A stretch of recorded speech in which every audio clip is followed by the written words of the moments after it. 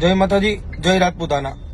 2 દિવસ પહેલા જે આપણે ઓલું જામનગર પેટ્રોલ પંપ વાળી બેનબાવાળી બાબતે એ બાબતે આજે જામનગર રાજપૂત ભવન ખાતે જામનગર રાજપૂત સમાજના વડીલ આગેવાનો, જામનગર રાજપૂત કમિશનરના અધ્યક્ષ દોલુભા સાહેબ અને બીજા પણ યુવા આગેવાનો અને મહિલા આગેવાનો રૂબરૂ મળી ચર્ચા કરી। એ પેટ્રોલ પંપ વાળા બેનબાને રૂબરૂ બોલાવી બેન સાથે બધી ચર્ચા કરી। બેન એટલા ખાનદાન છે કે બેનને આર્થિક મદદની જરૂર હોવા છતાં કે બેન સમાજ પાસે લેતા અચકાતા હતા, એટલે બેન એમની માહિતી બેંકની નહોતા આપતા।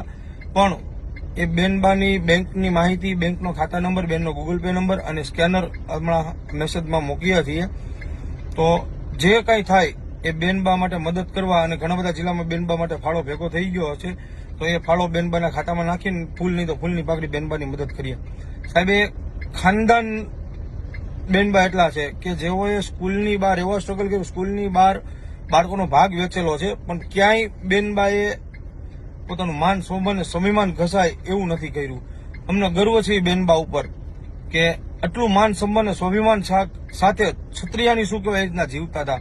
સાહેબ, એક મુસલમાન દાદાએ બેનના એટલા વખાણ કર્યા કે આજથી લગી મેં ક્ષત્રિયોનું સાંભળ્યું હતું, પણ જ્યારથી આ બેનને જોયા ત્યારથી જોયું કે ક્ષત્રિયાની શું કહેવાય। તો અને બીજું ખાસ મેસેજ કે આપણે ઘણી જગ્યાએ જે પૈસા ઉડાડીએ છીએ એ હવે ઉડાડવાનું બને ત્યાં લગી બંધ કરી અને આવા કોઈક